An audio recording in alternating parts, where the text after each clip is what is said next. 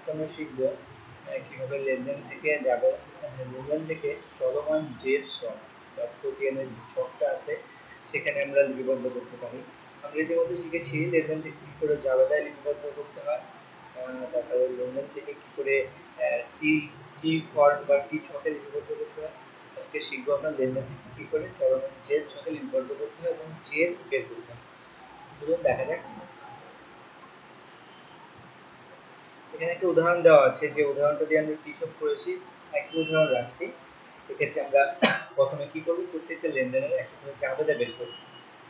তো প্রথমটা কি আছে, নগদ 10,000 টাকা নিয়ে ব্যবসা আরম্ভ করল। তাহলে এই জাবেদাটা কি হবে, নগদান হিসাব ডেবিট, মূলধন হিসাব ক্রেডিট।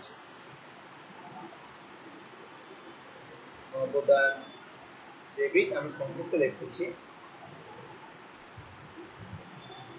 মূলধন ক্রেডিট। আসবাবপত্র ক্রয়, এটা কি হবে, আসবাবপত্র হিসাব ডেবিট,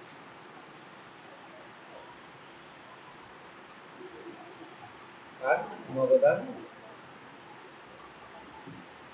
ক্রেডিট। পণ্য ক্রয়, পণ্য ক্রয় করলে কি হয়, ক্রয় হিসাব ডেবিট, আর কি করে কিনছে, নগদে কিনছে, নগদান হিসাব ক্রেডিট। পণ্য বিক্রয়, পণ্য বিক্রয় করলে কি হয়, নগদ টাকা আসে, তাহলে কি হবে, নগদান হিসাব ডেবিট, বিক্রয় হিসাব ক্রেডিট। ব্যাংকে জমা, ব্যাংকে জমা দিলে কি হবে, ব্যাংকে টাকা কমে যাবে, তাহলে কি হবে, ব্যাংক ব্যাংক হিসাব সরি ব্যাংকে জমা দিলে ব্যাংকের টাকা বেড়ে যাবে, সেজন্য ব্যাংক হিসাব ডেবিট। আর আমরা কি জমা দিচ্ছি, নগদ টাকা, সেজন্য নগদান হিসাব ক্রেডিট।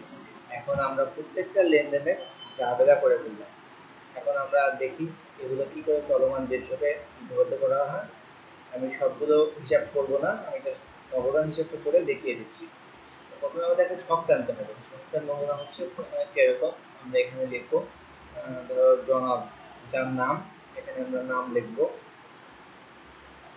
এখানে নামটা লিখবো, তারপর সুন্দর করে লিখবো চলমান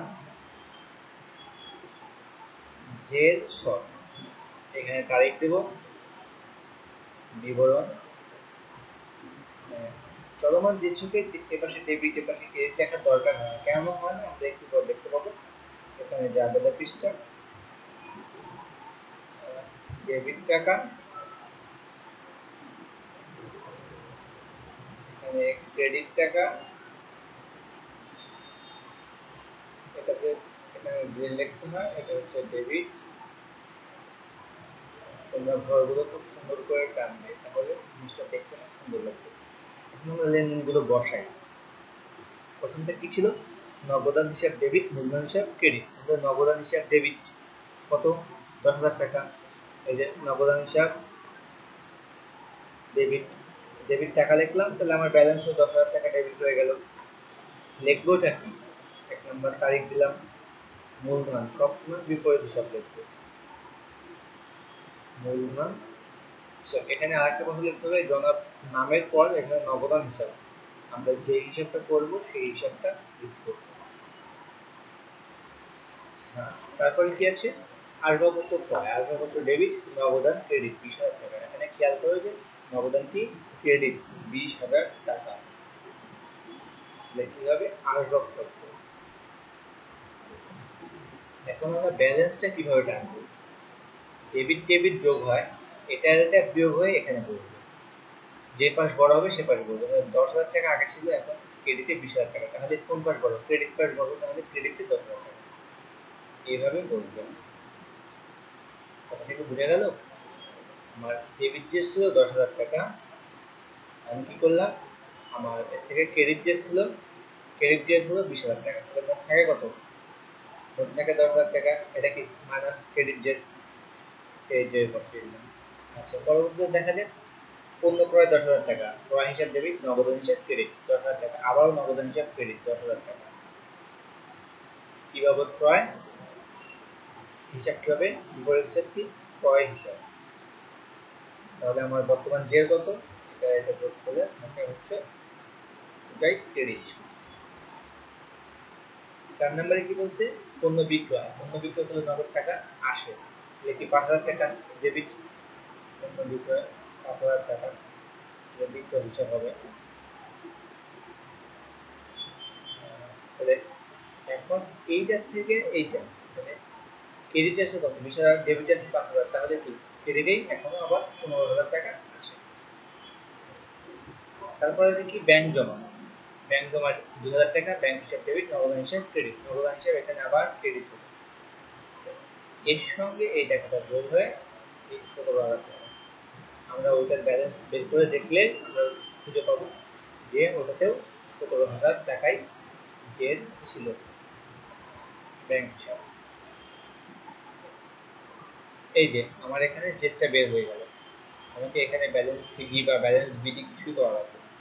এভাবে যখন আমরা প্রতিটা হিসাব করব তখন আমরা সুন্দর করে একবারে সঙ্গে সঙ্গে আমরা জেড পাবো, যখন তখন আমরা জেড বলে দিতে পারবো যে আমার এত টাকা জেড ছিল, এত টাকা জেড ছিল, এত টাকা জেড ছিল। এটাই মূলত চলমান জেড শটের সুবিধা, যে আমরা যে কোনো সময় যে কোনো হিসাবের ব্যালেন্সটা দেখতে পাচ্ছি।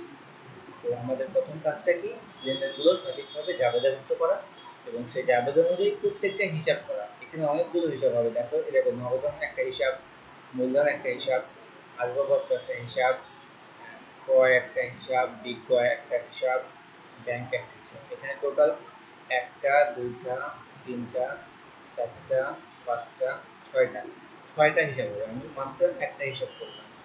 এরকম আরো 6টা হিসাব হবে, 2টা 3 4 5 6, প্রত্যেকটি হিসাব আমরা ঠিক এইভাবেই করবো, এইভাবে করে ছক করার পর এই ছকের মাধ্যমে আমরা হিসাবগুলো সমাপ্ত করব।